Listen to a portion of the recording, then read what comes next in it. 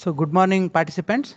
So once again, I'll going to welcome our beloved Professor Dr. Rajeshwari M. Bankar, Madam. So Professor, Department of Electronics and Communication, KLE Technological University, Hubballi. Okay, so today, Madam will going to deliver two sessions. Okay, so the first session she'll going to deliver on Hyperledger Sawtooth architecture. Okay, so a warm welcome and to this session, Madam. Thank you. Okay. Good morning, all dear participant and the team there. Today, it will be totally on a different architecture on blockchain, that is Hyperledger Sawtooth architecture. And very incidentally, I had closed my previous talk in the last lecture. In the last slide, I had put Bitcoin, right? And then Ethereum and Hyperledger Sawtooth. Bitcoin was in 2008, then Ethereum was in 2015, 14-15, and Hyperledger Sawtooth in 2017. Okay, because I needed a context for the class for the session today. The reason, the main difference between the Ethereum platform and this Hyperledger Sawtooth architecture or the Sawtooth platform is, in Hyperledger there are many variations: Hyperledger Fabric, Hyperledger this Burrow, Hyperledger Sawtooth, and Hyperledger Indigo. There are so many variations. This Hyperledger Sawtooth is the whole proprietary software, which is an open software by Intel. Yeah. Although we have seen a very good session yesterday, where told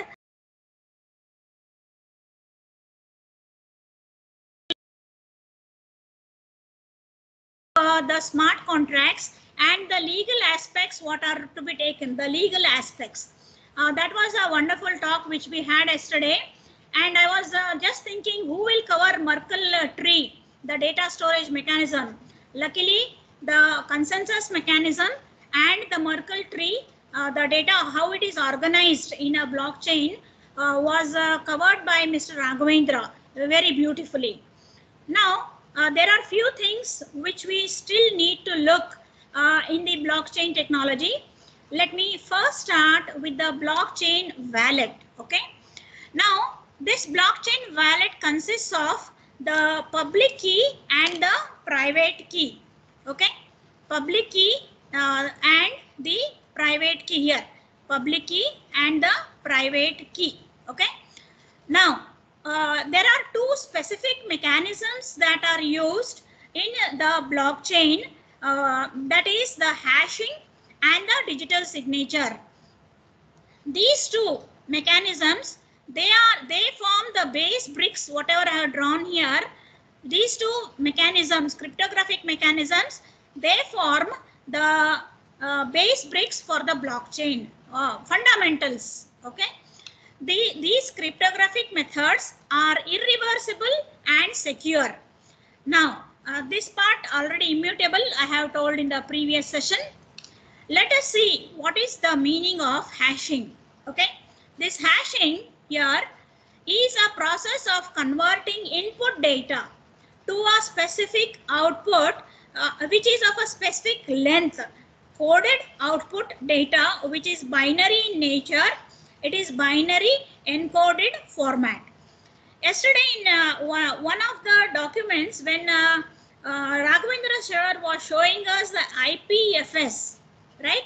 IPFS in the last session, maybe at around 3:30 or 3:35, he told us about one of the document, that is the clinical documents of all the sugar patients. He showed in the white document, no?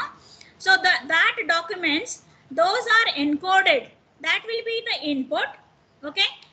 This input, it might be text data, numerical data, file, music, image, scanned document, audio, video, spreadsheet. It might be a book also, banking history, etc. These things are given as input to this hashing unit. Always output will be a fixed length data. In SHA-256, it will be 32 bytes always. Whatever megabytes, gigabytes, the output data is, the input data is. This is true for any given hashing algorithm. Okay. Therefore, this hashing algorithm is used in the blockchain technology at many parts. Because no.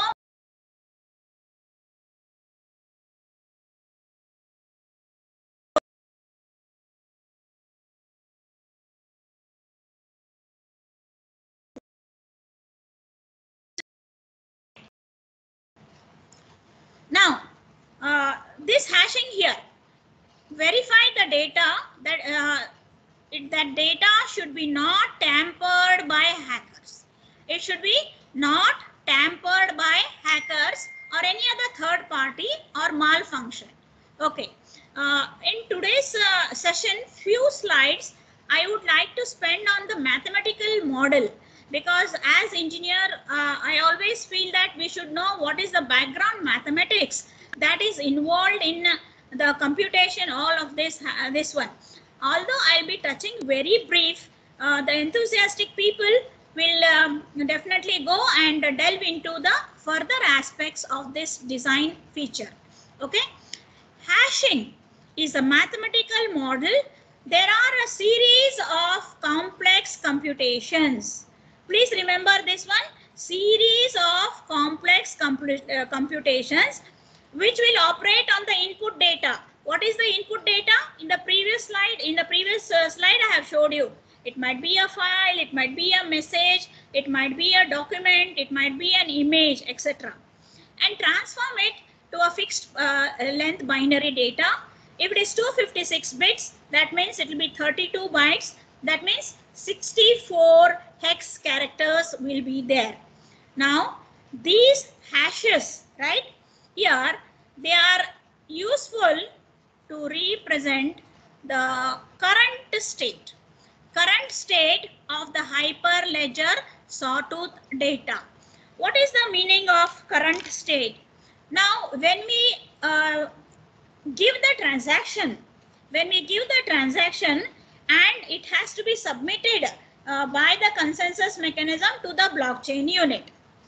So the values or the data inputs what we are giving at the transaction side, that will represent this one, current state. Okay. Now, hash is also used between all the nodes, right? The P2P network is having all the nodes there, and each of the nodes are connected to each other. Okay. That means, suppose if you take 1, 2, 3, 4, and 5. Okay. So here, each of these nodes are connected to each other.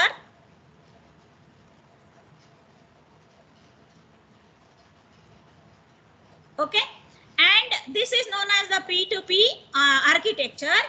The hash is used in between these nodes. Suppose this is P1 node and this is a P2 node. Okay. In between these nodes in the blockchain, to agree that the distributed data is consistent at a given point of time. This will be the database that we have to store. It is the job of the nodes which are participating in the consensus algorithm to agree that distributed data is consistent, and in this also the hash is used. Hashing algorithm is used here. Now, hashes are used to generate the data where it should be stored, and special addressing schemes. Addressing schemes are there in Hyperledger Sawtooth, which use the hashing algorithm. Okay. Then another important thing where hashes are used In the Sawtooth Hyperledger Sawtooth blockchain network are used for the digital naming ceremony. Why I call this as a digital naming ceremony is any client or any person who is submitting the who want to interact from the outside world to the blockchain network, he should have his public key here and the private key. Okay, so across these platforms, Hyperledger Sawtooth, Fabric, Ethereum and Bitcoin, it is the SHA-256 algorithm only which is used. 256 means 64 hex characters and it is 32 bytes and it is 256 bits. You should remember these part of the terminologies. Okay. Now, each block is now during the formation happen form here. Okay. These blocks are formed. Each block is hashed. It will have a block number here. That is the block ID. Okay. And each block is hashed and each block contains the previous block hash also. Okay. And hence it is called the blockchain here. Hence it is called the blockchain. This particular first block, whatever it is there, it is known as the Genesis block in any blockchain network. This Genesis block will not have any previous address or ID. Okay, previous block ID, because it is the first block in the blockchain. Okay, whether it is Bitcoin, whether it is Ethereum, whether it is Quorum, Hyperledger Sawtooth, Hyperledger Fabric, Codra, or any other this one, it is the terminology remains the same. It is known as the Genesis block, and hence it is called the blockchain. Okay, another important consent this part of this is we are using something called as a digital signature algorithm. Okay, so this digital signature, it's a proof for the ownership of the transaction. It is the proof for the ownership of the transaction, right? The cryptography, mathematical, very strong cryptography, mathematical modeling is used in the algorithm of the digital signature here. Very important thing is digital signature cannot be forged here, more secure. Okay, and also we are able to identify the message or the origin of the message or transaction distinctly. Okay, and this is another feature which will ensure trust, which is one of the more popular blockchain property. Okay. Now here you can see this key pair. All this is related to I am speaking related to Hyperledger Sawtooth, and some are distinctly used in this one. Basics are used in other technology, other blockchain platforms also.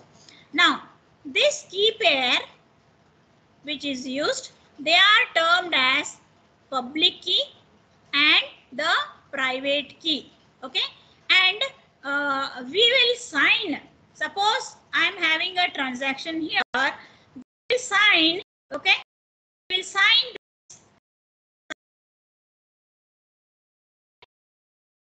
digitally.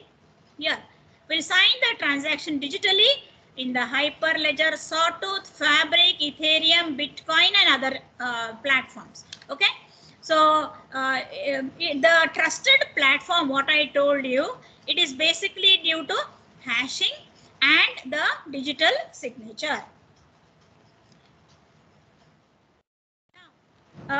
The popular algorithm that is used is the ECDSA algorithm. Popular algorithm that is used is the ECDSA algorithm. Elliptical curve, digital signature, digital signature algorithm. Okay, and in this ECDSA, there are basically ECDSA here. There are basically three strong algorithms are there, and this itself, ECDSA, it uses the modeling of elliptical curve discrete logarithmic problem, ECDLP. Now the first algorithm which is used here, it uses first algorithm as the ECDSA key generation algorithm. Okay. Second one is ECDSA signature generation algorithm. This is the digital signature generation algorithm. Okay. Then the third algorithm is you should verify, right? Verify the digital signature whichever you have signed here. So whatever we sign here digitally, that has to be verified at this stage here. This is the third algorithm.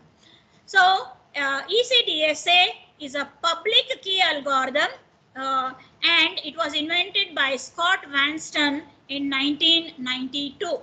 Okay.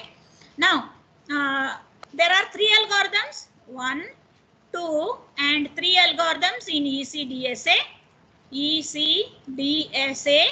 Right? Let me speak little about the first algorithm, that is the ECDSA key generation algorithm. Now, along with this elliptical curve, a finite field to sign the data is used in ECDSA. Okay. Now, the data is signed. Why it is signed? You want to transfer the ownership here from one person to another. The ownership means you want to transact. Here, you want to transact or send a transaction. Okay. So, it is the receiver. There will be a sender and there will be a receiver, and this transaction moves from here to here, from the sender to the receiver. Okay. This receiver, it verifies the authenticity of the signature, and the algorithm for signing, when you're signing here, you are going to use the private key. You are going to use the private key here, and the algorithm steps here, the very interesting steps are there in this particular algorithm. The first step here is it is that elliptical curve, that mathematical model and the equation. You have to choose a curve from that, and also choose the order. You have to choose the order, right? You have to choose a value d in between 1 and n minus 1, right? So this d will be a very large number, right? It may be a very large number in this range, 10 raised to 7 up to 77. Some blockchain uses this one. Now, base point is g here from the elliptical curve and equation. Then you have to choose the order. Okay. You have to choose the order there, and you need to calculate the value q is equal to d into g. Q is the key, right? So this q is the public key, and d is the private key. D is the private key, and dg is not normal multiplication. It is scalar multiplication. Computation intensive algorithm, Okay. Now, this ECDSA algorithm, suppose here, this one. So it Madam, uses nothing is visible, madam. This slide. Okay. Now. Oh yeah, nothing is visible. Now here. Nothing, madam. Why? No, it is showing leave calling. Leaving Leave call. calling. Leaving call. It is showing like that. Okay. Shall I log in again? Oh, yes, madam. 1 second. I leave and join. Okay, okay, madam. You can do like that. I don't know.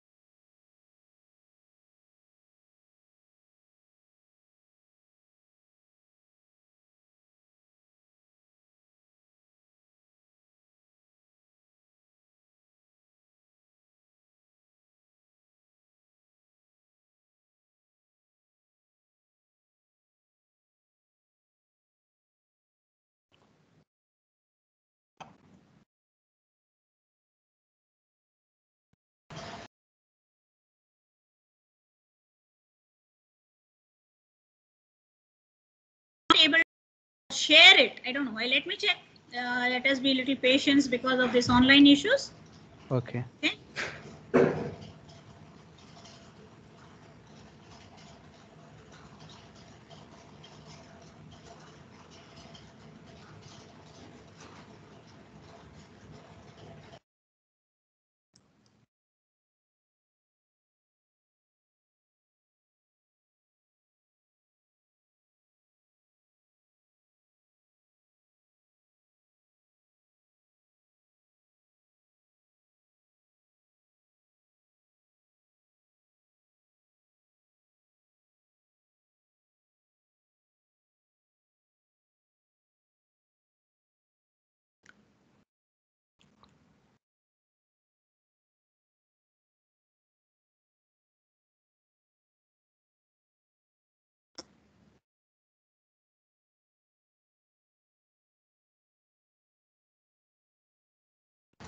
Anand, now it is visible? Yes, madam. Now it is visible. Thank you so much. Okay. Now this ECDSA algorithm is there, no? So this Okay. will take G. This will take here. This one. It will take G, right, as the input, and also it will have one more. This one here.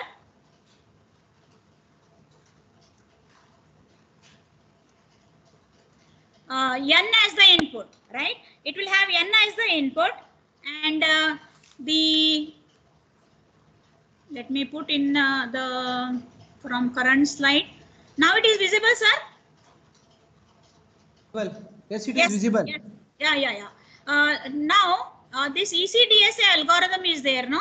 It will take G as the input and N as the input, that and it will give a public key Q and a private key D. That is the scalar multiplication. Q is equal to DG. It will have point addition and point multiplication operations are used.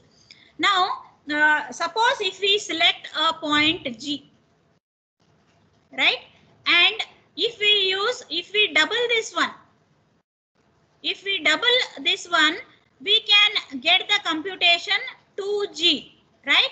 It will double it to 2G. Now, if you want to add, if you add 1 to this, 1G to this, this will become here 3G. Like this way, the whole scalar multiplication is computed. This and okay. Now, in this scalar multiplication, we'll be selecting the point from the elliptic curve, and all these multiplications will be doing, and these are referred to as scalar multiplication operation, and we can compute the value of Q is equal to D to G. Please imagine that these are huge numbers, you know, D and G, they are huge numbers. Lots of computations are involved in this part here. Now, regarding the point, I was telling about the point addition. Point addition, another this part which is there in the key generation algorithm. So, if we take a point Px, Py, Qx, Qy, and the value of prime number as 67, the point addition algorithm says that you will have to find out C, we have to find out Rx, we have to find out Ry using these mod P operations in the finite field G, which is of the prime, which is a function of the prime numbers. Okay. I have solved the complete algorithm of all these three algorithms. That the first algorithm, second algorithm, and third algorithm. Part of that of my notes, I have just put a clip here where I calculate the value of C, value of Rx, value of Ry using these equations, and the value of using the mod equations here. Similarly, I can calculate Rx, I can calculate Ry, and I will get the values of Rx and Ry as 62 and 63. This complete algorithm I have done only for one particular this generation of private key and public key, and verifying that one into page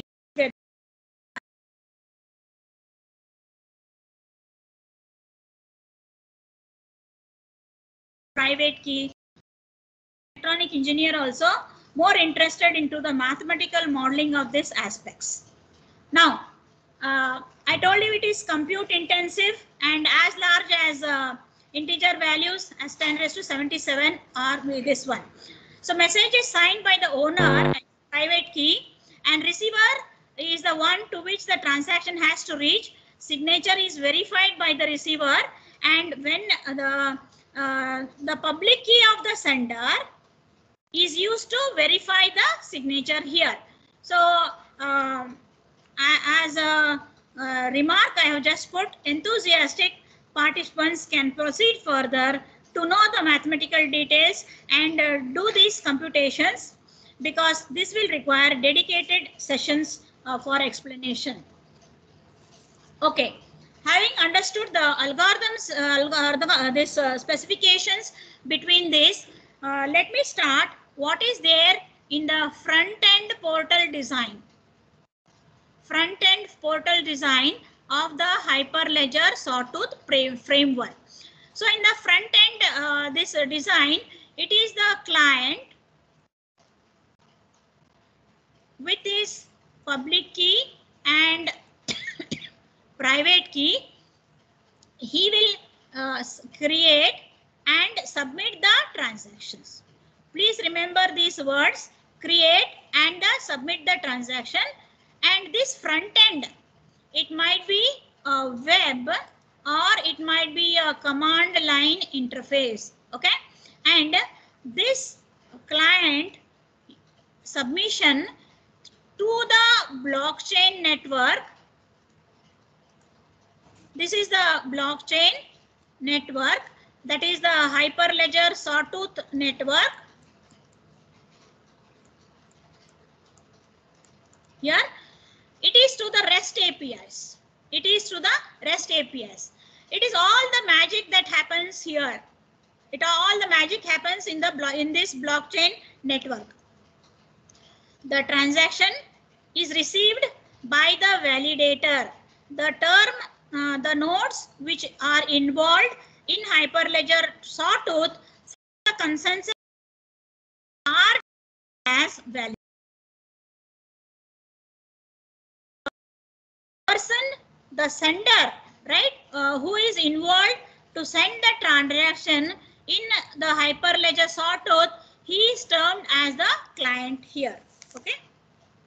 Now, this is one of the very interesting part. Whenever you start studying with any network or blockchain network, please see you go through the transaction data structures very clearly. The transaction data structures that is shown here is for the Hyperledger Sawtooth network.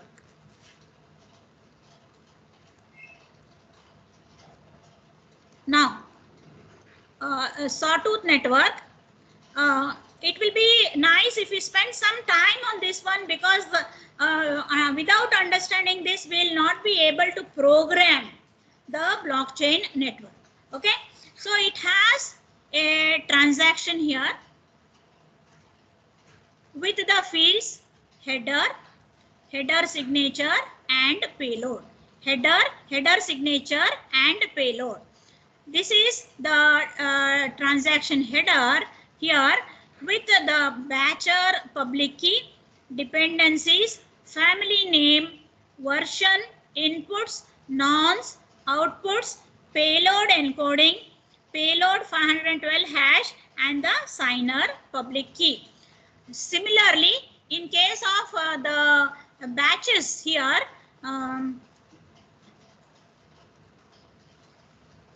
this is the batch. The batch will have a header. It will have a header signature. It will have a transaction, right? And it will have a batch header will have a signer public key and the transaction IDs. Now, here I have written something known as the serialized version here. Batch also is the serialized version here. Okay. Now, in this Hyperledger Sawtooth, the protobuf serialization is used. Protobuf. Google has developed these protobufs in 2008. Okay, the version was Proto 1. Now, after that, I think in 2011 or 12, it was Proto 2. Now, it is Proto 3. Different versions for this this one here. So serialization, what will happen here is in case of this one, it is a very optimized way. Proto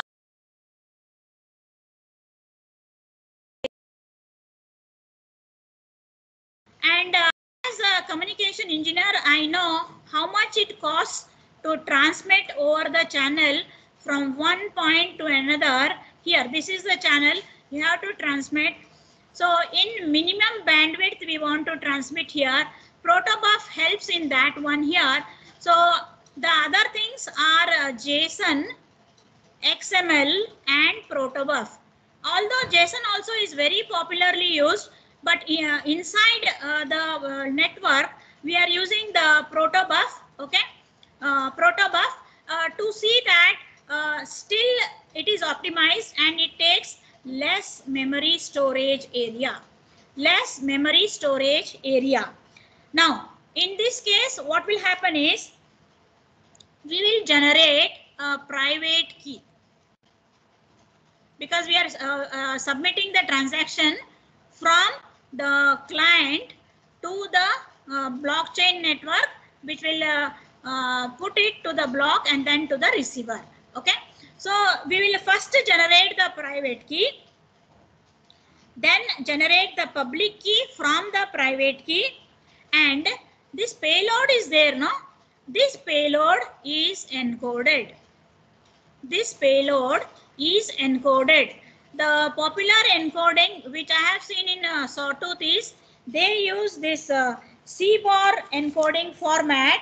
Okay, this one the CBOR is the one of the encoding format which is popularly used in the case of Sawtooth.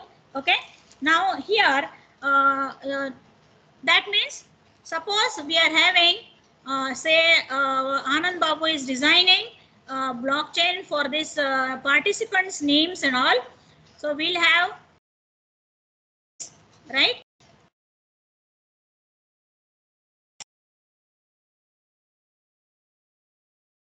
And they are this one, say which city they belong to, okay, and what is their phone number, and what is their email ID. All these things he will require to maintain here. So he want to register the whole thing on the blockchain platform. So this will become my payload. Okay, this will become my payload, which is which can be seen by the outside world. Okay, and which we all of us are also familiar with. Now this whole payload is given and we are using the CBOR encoded format, and the payload bytes are stored just within very few maybe 32 bytes or something, which uses this algorithm. Only those things, it might be 3x v w x 1 3 then hyphen some number like this way, some codes also. This might be the payload that is encoded here. Okay, now what will happen here is this payload again when it comes in the transaction header, again to see that it is secured, SHA-52 512 algorithm is used, and again this is converted to a 512, that means 64 bytes clear data here in this one here. Okay, and then what will happen is you need to create this transaction header.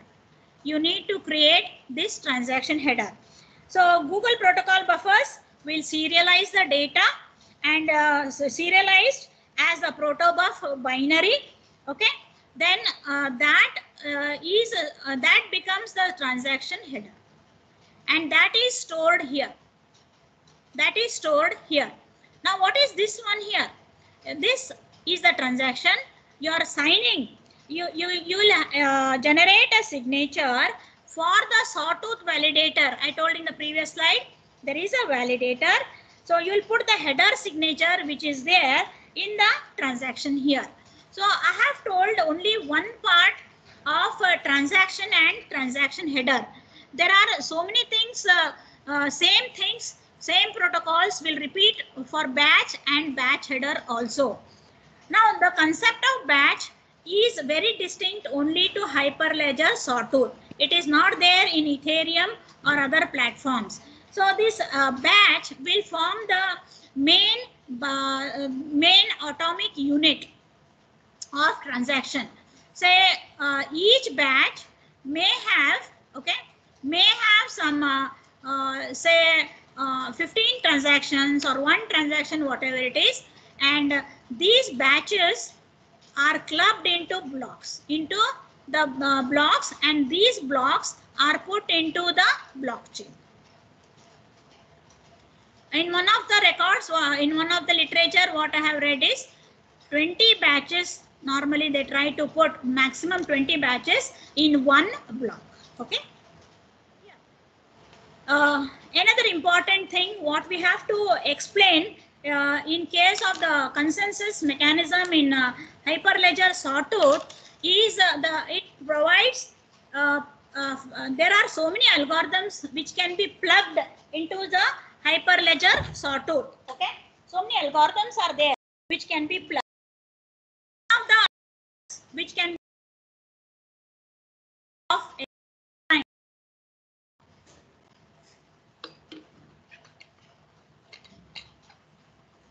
is one of the popular consensus algorithm which is used in this Hyperledger Sawtooth. Now the consensus algorithm, the basic is the decisiveness among these nodes, whatever I had told, P2P architecture. Upon the, especially exactly upon this distributed ledger, everybody should have the same data. This ledger should be same during the mining process of the validation process.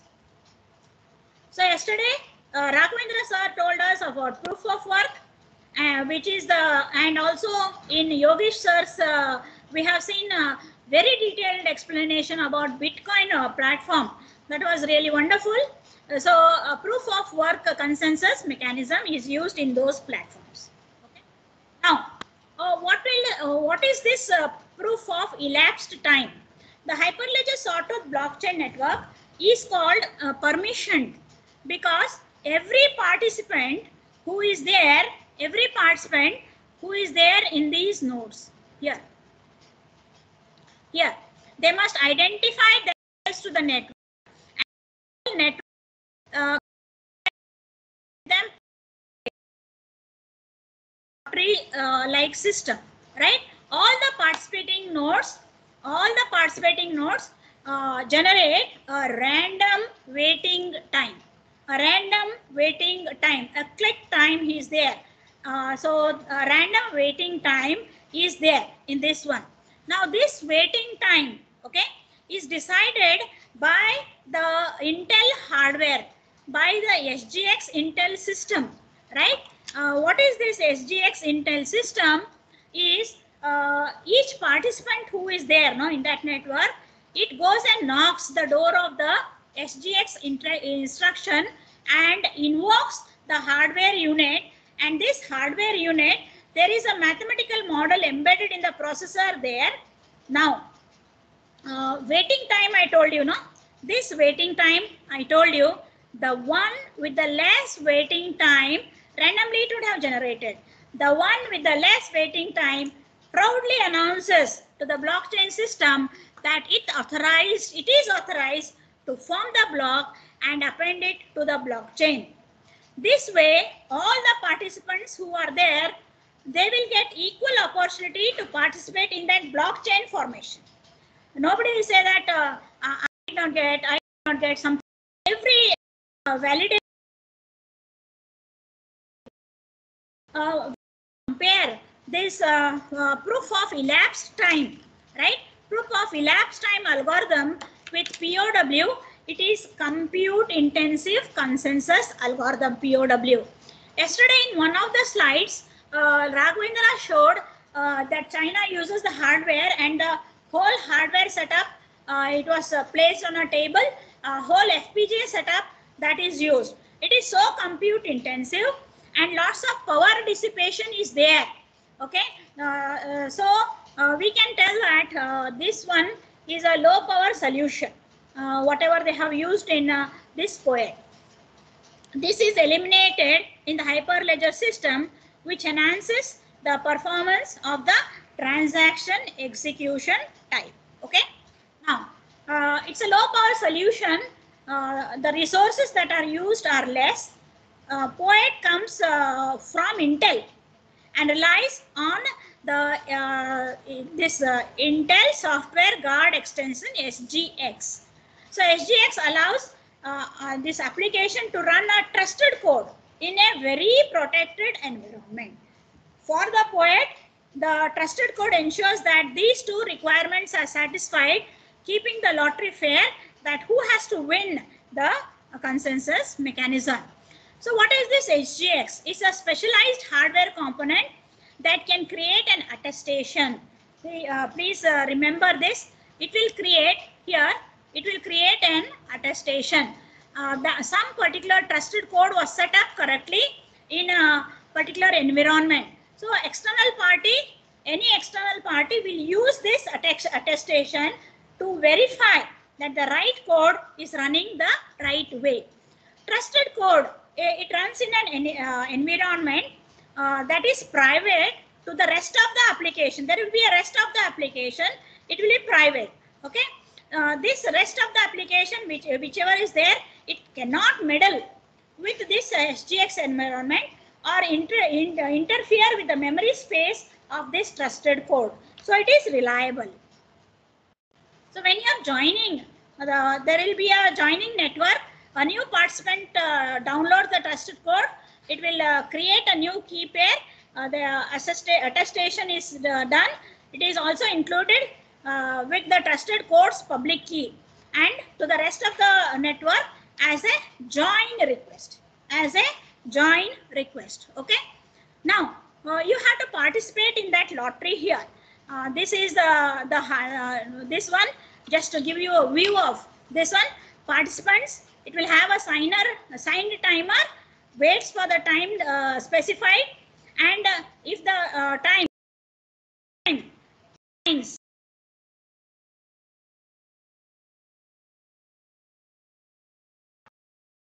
after 0 is decremented, it will win, it will obtain a certificate, and the time, that means the timer has completed. Participant sends this certificate to the rest of the network. He says, no, I have won, and I am now the one who will be able to put the new block for the blockchain. Okay, the whole complex code is embedded in the hardware. In Ethereum, when I was telling you, I was telling gas is involved, a fuel is involved, a gas limit is involved, because Ethereum is a currency based one. Ether is the currency there. But in Hyperledger, Sawtooth, it is not currency based. It is currency less. Okay. So strong mechanisms they have to be there in case of these networks. So they have this signed certificate that is obtained, right? So architecture looks like this way. That app will be there. This person is the client who is sitting here, you know, right? He goes and speaks to the enclave in the this one, and goes and taps the SGX hardware, and then using the enclave this one and the attestation report. This also will be having an enclave. It will send the attestation report, and here this one, what will happen is this part is the back end where the true service and the Intel IaaS operations takes place here. This part, and CPU verification and generation of the attestation reports takes place. Now, the one thing which I want to spend more time in the morning's session is this part. If you understand this part, the next session and followed by Milton in the afternoon session will be very much near to your minds, and you will appreciate what is going on. I have basically tried most of my slides to see that if you read that part, you know, you should be able to code. You should be able to code in the system. For example, I say that generate the public key, generate the private key, and it uses that SECP 256K1 algorithm. So in your coding also that should be there.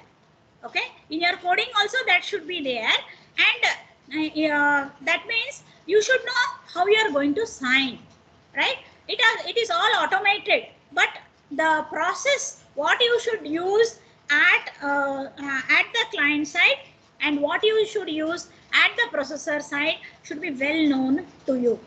Okay. Now here what will happen is this is the Sawtooth architecture, right?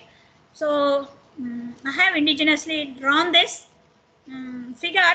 I have not cut and paste from anywhere, trying to put some parts which are to focus on some things, basically to focus how we are talking to the external world from the Hyperledger Sawtooth, how we are interacting, and who is responsible, who are the responsible people in the blockchain network at the Sawtooth side.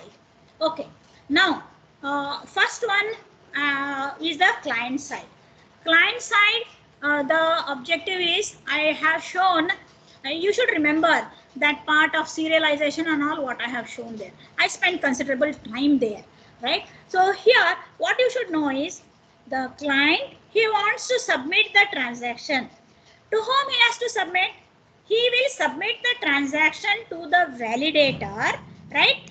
Through the validator, and through what he has to submit? He will submit it through the APIs. He will submit it through the APIs. So your programs should have all these features. So every sentence I'm speaking here, it should map to the direct algorithms that we are going to use. Okay. Now, client, another distinct feature of the Hyperledger Sawtooth architecture is we can separate, very clearly separate the application side and the blockchain network side. Nowhere means we are not going to meddle anything with the blockchain network. Very conveniently, Hyperledger Sawtooth offers us a way only to interact with the at the front end portal and at the back end portal, and rest all is taken care by the blockchain network by proper settings when you are designing your own system. Okay. Now, client will submit. First, it will build the transaction and then submit the transaction. First, the transaction.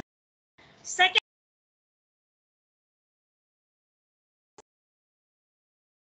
it is needed that transaction. We had 3 people now. This transaction in the top before this side we had the transaction header. This side we had one diagram of the transaction where payload was there and signer header was there and the transaction header was there. Okay. So client has to prepare all these things at the software level, and then it has to take the payload as the input. The payload can be submitted or the transaction can be submitted in 2 ways here. One is to the command line interface or to the web interface there. So always it is a very good chosen distinctive idea to start with the command line operations, to build the entire design with the command line operations. For example, in Ethereum, we have a already built-in Remix tool to submit the transactions and to execute that smart contract. Okay, to execute the smart contract. Here, Hyperledger Sawtooth architecture, we have to write those program modules because this is used for enterprise software where they are trying to use this whole Hyperledger Sawtooth architecture to build the financial or the enterprise software, which has come as application in many companies also. Now, validator. Okay, validator, when it forms the whole network,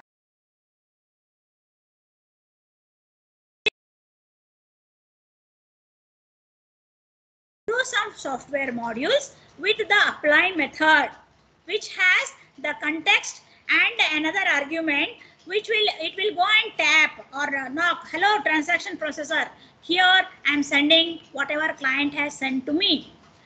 Another beautiful feature what we need to highlight is validator. For the validator, the whole transaction is a black box. It will not know what is inside the payload or what. It is not interested in all that. Okay, it's not interested in all that. It is opaque. The payload, its details, they are opaque to the validator there. Okay.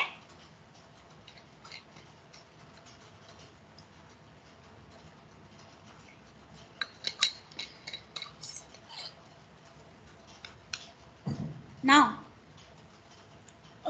from the validator, it goes to the transaction processor. All this part is part of the blockchain network only. Now, the whole thing, somebody should speak to the outside world from the network, no?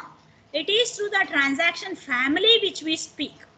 Suppose I am developing a hospital or a healthcare system. So I have a company or I'm going to develop a software. Say this one, let us name the hospital as Fortis Hospital. So I can give a name to the transaction family as Fortis Hospital, right? That will come as a, because there is namespace addressing which will interact with the transaction processor, and with the same interaction with the outside world when it is doing the computations and when it is putting in the blockchain database, and also it is the global state database which exists in the Hyperledger Sawtooth.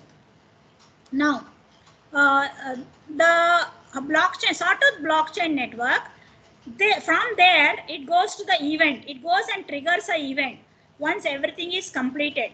So every validator uses POET, and transaction processor also tells so many things. Okay, this is the person, and it verifies, the transaction processor has to verify the signature, and so many series of steps, responsibility family. Then an event is triggered, and there is a block known as a journal which is responsible to publish the data. Okay, to publish the data, and using the chain controllers, it will publish the data using the chain controller, and that chain controller, whichever is there, it will append the blocks to the Sawtooth network. Here it will append this block. This is block appended, block appended, block appended here, and previous ID will be here, and the present block ID also will be here, right? So this is the first block. You have to create this Genesis block and keep at the starting of your work. Okay.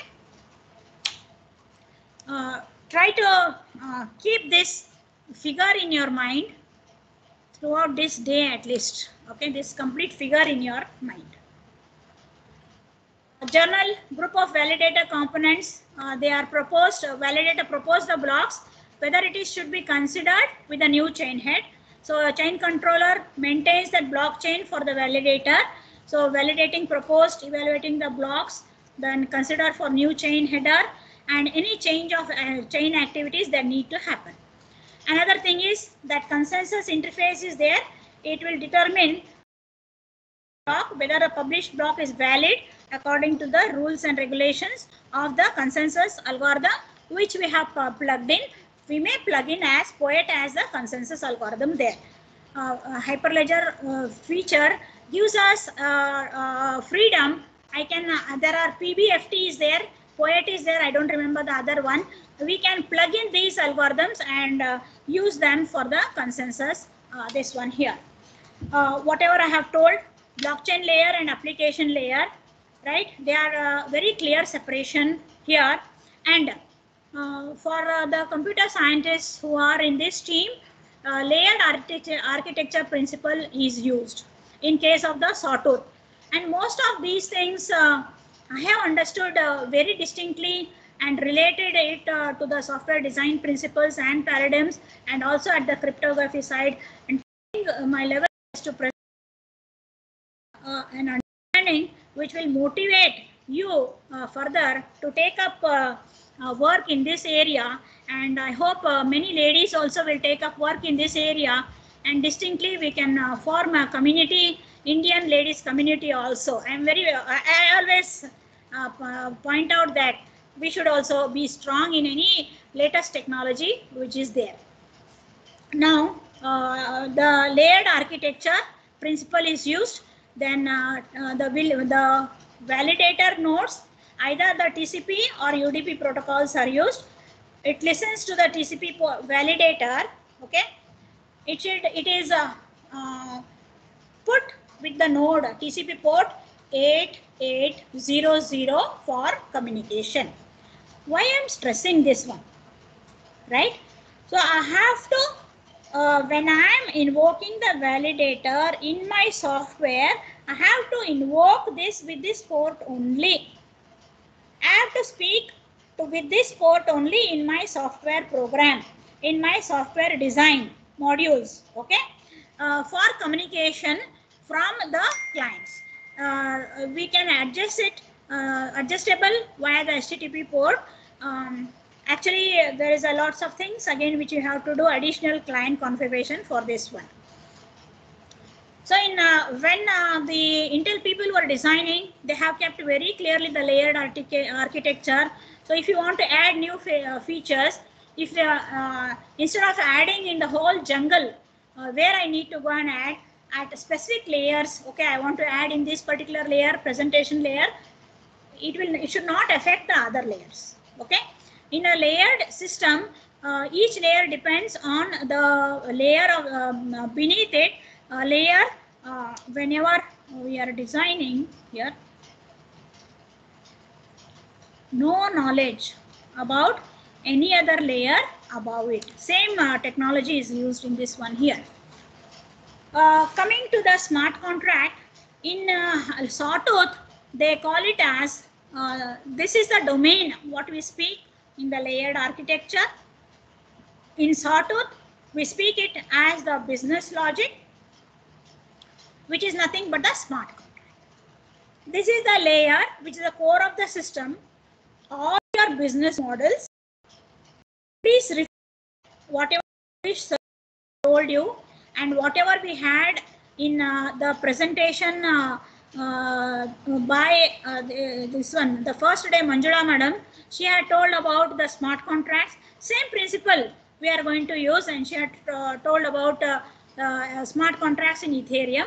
But those smart contracts she had told for voting part, and here we are using it for business. We are saying it is a business logic, and how we should use those in using Ganashe, Raghavendra sir had told us. Now, for Sawtooth, they call it as business logic layer, which is the core. This all the business models and services are defined here. The logic of the business, well, of course, I have just cut and paste this word, treat it with care. Okay, and it was very, very relevant when Yogi sir was telling about the Sawtooth.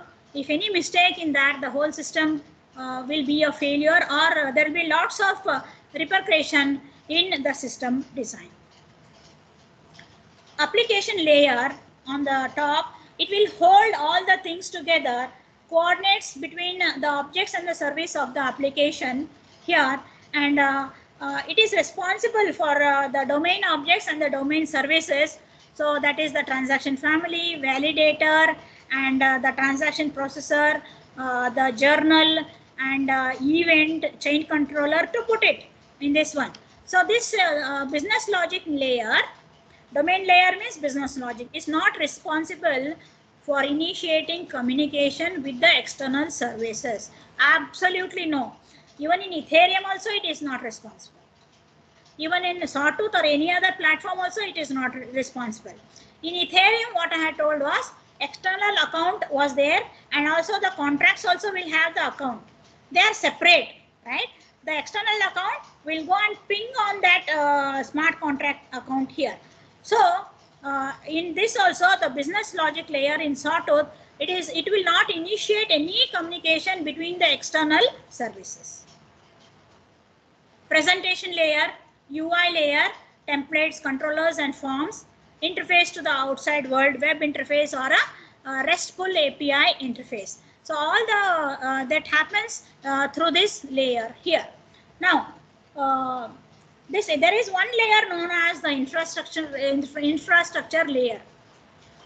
What I have not explored more within this 2-3 years of my blockchain study is I have not explored more about this database side, though I like doing lots of work in this one. I thought let me go methodically from the presentation layer, blockchain network layer, domain layer, and then come to the interaction with the database there.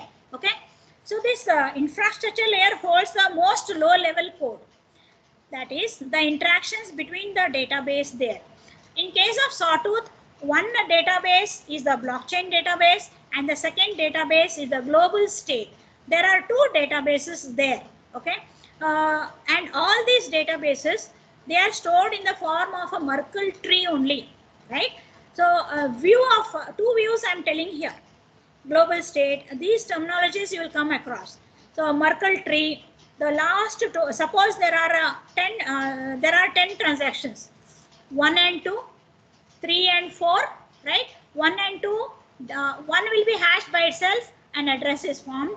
2 will be hashed, an address is formed, and another next level address is formed hashing this and this together. That is hash of A and B together.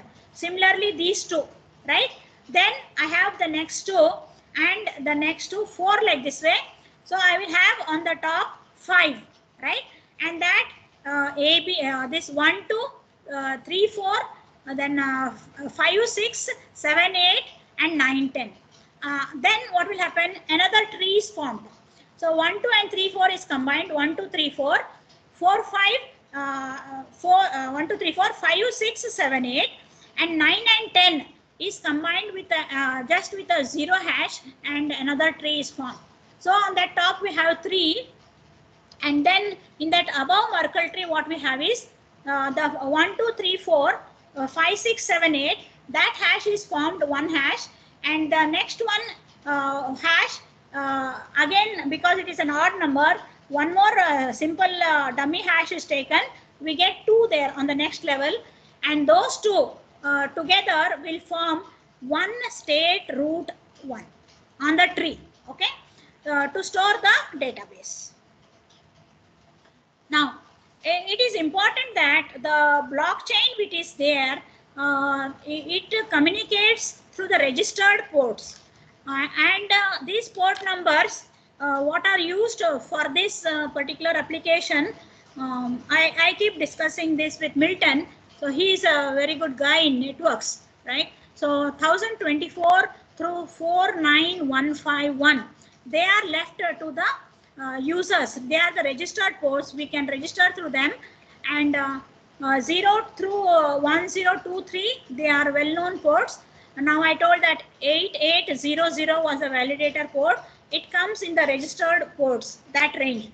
So the TCP ports use the transmission control protocol over the internet and the TCP IP network.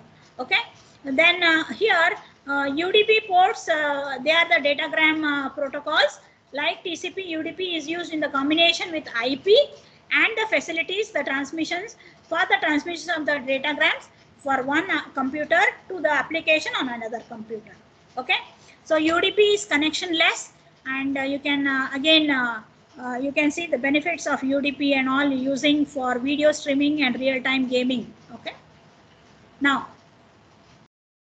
up to now, I hope that is ports and adapters. Please imagine a hexagon now. Hexagon with 6 sides, right? Ports and adapters depict the applications as a closed area, and through these ports and adapters we speak to the outside world. Now this closed area concept was designed in the software paradigm, or the software design technology, or the software patterns, software engineering pattern by Alistair Cockburn. He was responsible to have this particular architecture, that is the hexagonal architecture. Now, inside this hexagon, we have the sawtooth. Now, please relate that arrow diagram what I had drawn. Who all will be inside this Hyperledger sawtooth? Validator, transaction processor, transaction family, then chain, journal, event, and the chain controller. These people will be there in the sawtooth network. Okay. Now, the blockchain validator, it will handle the network consensus mechanism through the ports, right? So, a distinct boundary, whatever we have is the hexagon here. Okay. There are some words which all designers in this group are already familiar with. I am just trying to relate it and remind you of these things.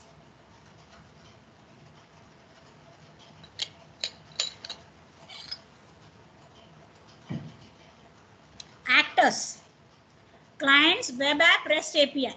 Clients may speak to web app, or they may speak through the CLI, through the APIs. In one of the slide I have shown.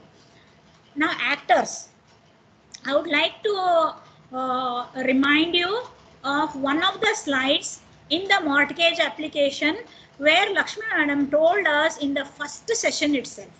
I have taken a photograph and I have kept of that because it gave me a very clear idea of how we have to start designing and who are the people that are involved, how I should visualize those things, right? And also I'm having lots of feeling for the 2 slides which I have given, that is in the Ethereum last part. I won't repeat those things here. That is the design procedure for an application. I believe that if you follow these things distinctly, within another month or 45 days, you will be either be able to do on Hyperledger Sawtooth or on the Ethereum.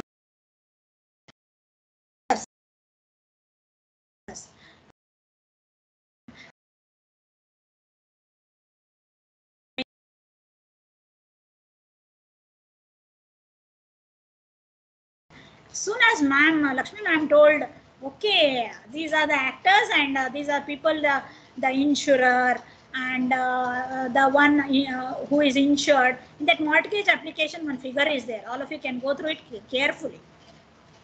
They are known as the actors. These clients will become actors. And in case of the Hyperledger Sawtooth, they are known as agents. Now, terminologies. How we should relate the terminologies from the software paradigm at the application level and at this layered architecture level and at the blockchain level. It's an interesting part, what I feel. Now, we have chosen that hexagon. We have any real world thing that the outside this hexagon. Take this hexagon, do a line, right? Just draw a line, draw a very straight line taking a scale, right? Outside to the left side are the people who interact with this blockchain network. It might be the applications, it might be the hardware, it might be the software device. Professor Vincent in the last day and Dr. Vincent from VIT Vellore and Dr. Shiv Kumar will be telling us some applications on IoT. So where do they fit? Whichever platform they are going to tell, these IoTs will have either the temperature devices or the accelerometer, or you are going to have the humidity sensor, or you are going to have the GPS sensor. All these also people will become clients now because they are going to give input to the whole supply chain. They will become they all have their public key and private key, and they are able to submit the transactions. What are their transaction value from what to what is in case of temperature 39 degrees, 40 degrees. So in the case of pharmaceuticals, there are some life-saving drugs, which has to be transmitted in -5 degrees, -10 degrees. I have a son who is working in Navy, my brother-in-law's son. So we keep discussing all the medical parts and this transmission of pharmaceutical, this one also. So that in the supply chain from the transportation logistic, we'll prepare a hardware, right, which will test that temperature at each point. Suppose at any point by mistake, right, the temperature shows some 30 degrees, 35 degrees, that medicine cannot be used. Okay, those are the business logic and the requirement for the medical field, or for even to store in case of this Walmart and all. Walmart also uses lots of blockchain application. Their fruits and vegetables should be at a particular temperature.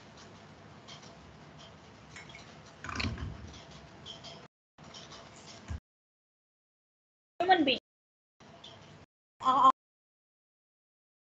Here I have brought different actors in place. Okay. So in supply chain, agents represents the this one agent, like it might be a company. Another part which Lakshmi Madam touched in one of the applications was the concept of the agent, right? Where the transaction initiates, but suppose it is a farming community, right? Farmers think I am in the restaurant sitting here, and I will this one just click, right? I will just open my camera, right, here, and I will click. Okay, I will click the QR code on the item what I am eating in the restaurant. And when I click the QR code, it will immediately, suppose say I am eating some item about related to milk and its milk product. Okay, it will immediately e-provenance is one of the blockchain, this one. It will immediately go, QR code will go and immediately do all the provenance, and it will tell that this particular food prepared in a restaurant, so in this Lalit Mahal restaurant, uses the milk from so and so agency, and that agency has taken right from this the dairy person, or who actually comes and gives the pasteurized milk. Okay, what will happen in villages is they go and give the milk in person to these dairies, and it is pasteurized and then served to others. Okay.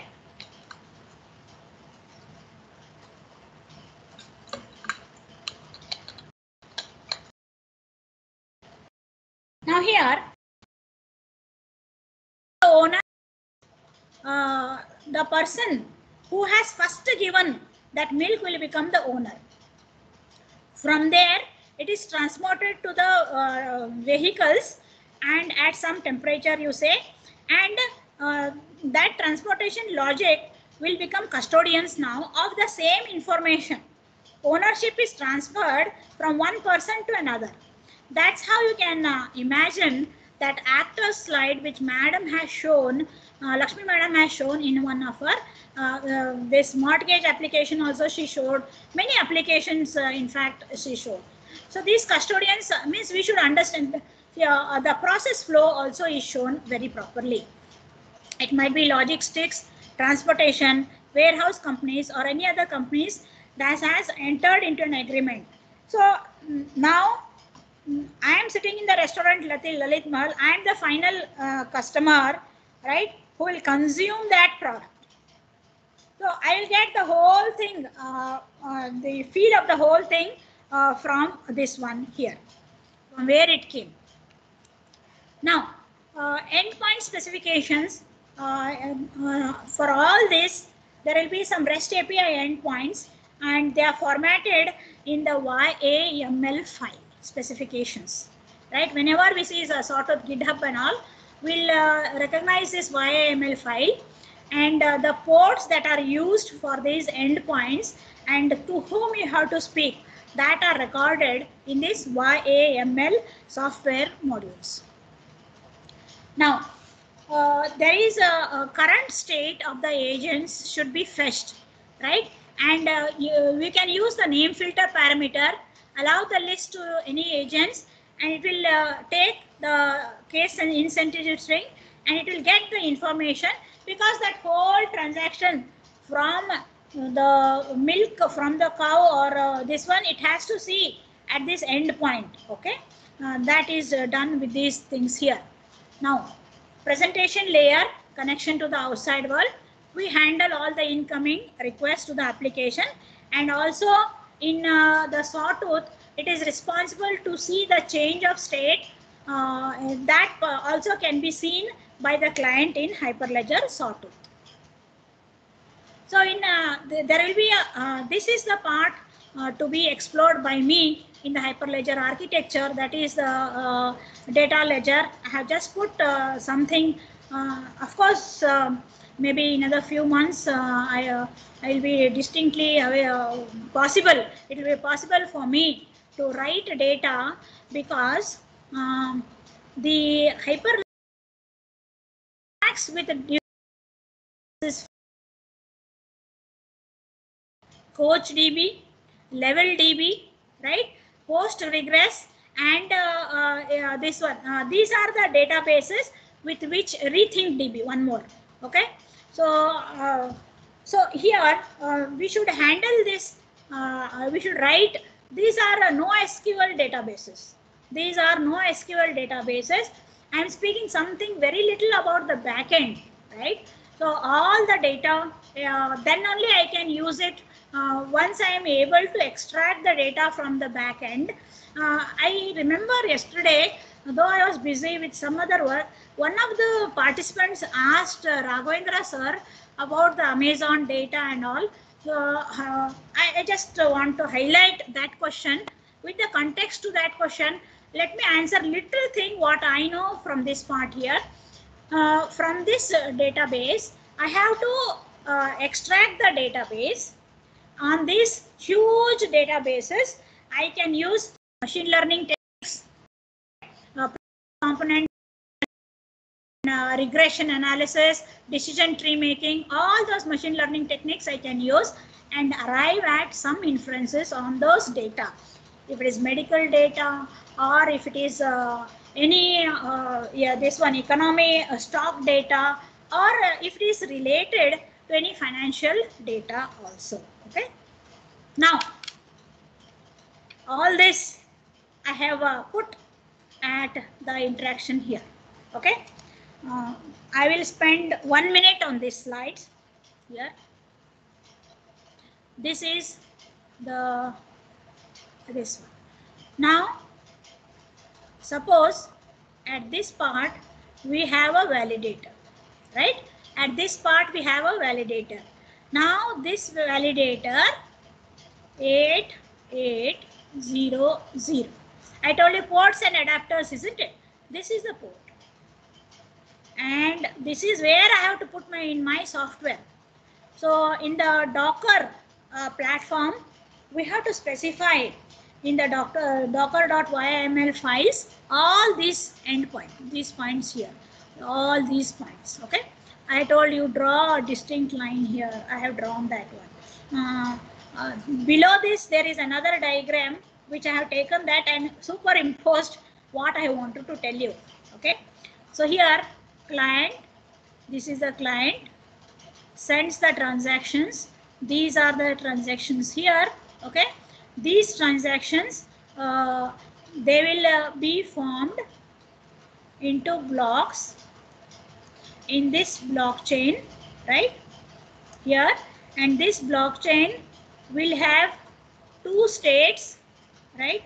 One is the blockchain database and the second one is the global state data. Okay, state change will happen here. State change will happen here, and whenever we client submits na,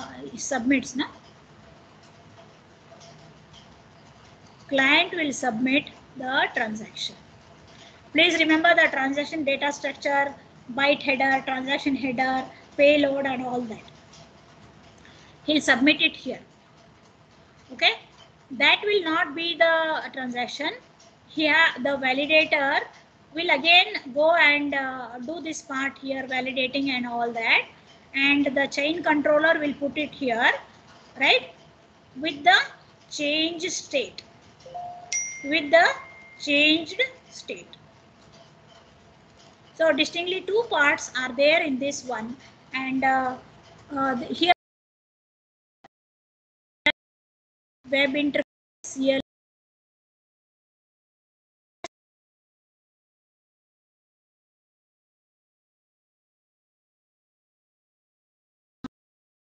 I would really love to attend that. They will be telling us about the blockchain IoT. This is the part, blockchain IoT. This is the accelerometer, and this is the temperature sensor, and this is the GPS module. Okay, I can interact this either using the ESP8266. I can interact this using either the ESP8266 or the Raspberry Pi modules and send, and these also will become the clients now. Data will be sent, whichever network is here, it will do the validation. So this is known as the driver side. So this is the driven here. driven actors. These are the two types of actors are there. Driver side. So I told MongoDB, CoachDB, RethinkDB, LevelDB, Post. Hyperledger Sawtooth can interact with these all these types of database. You can choose one of them, right?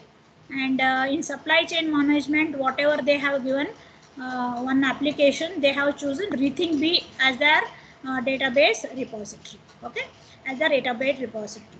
So this part, okay, I will explore later as a part of my commitment. So this is the driven side. Okay. Now this REST API dot TOML, that file looks something like this way. Binding port, REST API port, you are able to see REST API interacts with this 8008, right? 8008, and the running validator for this particular URL, it interacts with 4004 localhost 4004, right? And timeout is 300. Within this, if there is no response, that timeout will occur and it will give a message that we are not able to connect to the client side and we are not able to get the data. So these are the debugging things which we need to know here. Then here, 0MQ is used by the client validator. They connect to the validator, send requests. For each request, validator sends 0 or more reply. Multiple requests may be there. Without waiting for a reply, we can send multiple replies without waiting for new requests also. So I wanted to bring in this one only this concept of 0MQ, right? It's an algorithm again. So I found this for the hexagonal the architecture. This is one of the good references what I found. Now, okay, client, validator, and TP. So when we are executing, you know, in the environment on Ubuntu 16.04, so we need 3 terminals. On one, we have to warm up the whole network, that is a validator network, and another we have to keep this TP on in the execution mode, right? And on the other terminal, we have to give the transactions, right? So we name this terminal as terminal 1, basic blockchain network. Okay, we take that arrow diagram and the hexagon diagram in your mind. So terminal 1 will be the validator, right? And then terminal 3 will be the TP interaction, right? Which will execute and submit the transactions to the journal side. Okay, and this is where one more terminal, we have to open multiple terminals when we are working here. So this one is a client side where we submit, validate. One time the TP executes for validation and second time for committing. TP execution, validating and committing. 2 logs are available. Anand Babu, thank you to all of you for being patient listeners to this my talk today. Okay. So thank you, madam. Yeah. So I hope so. It's a 1.5 hour. So it has been a wonderful session with a lot of input from your side. Thank you. Okay, if there is any questions from the participants, you are welcome to ask. So madam is there. So after your questionnaires, so we're going to break for 30 minutes for tea. And once again, we will going to join for the next session by Rajeshwari madam itself only. If you have any queries, you can ask. Hello. At least one query. At least Shreya. anybody you can ask any query. Vasishta, Mahantesh, Matapati, Vaishali Rani, Naveen, somebody. One question, at least only one. So I also will take some rest for half an hour.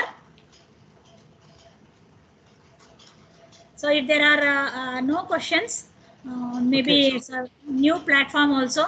People will Sheikh is there? He was trying to work. He can No, also madam, Sheikh, he has a technical issue. So he is trying to, so I personally send, and I called him also and personally send a link also, but he is unable to connect. Okay, okay. Thank you. Huh? Okay, madam. Thank you. Thank you, Thank you, team, for participants. the wonderful. So we're going to meet after half an hour. Yes, yes. Thank you. Thank you. Okay.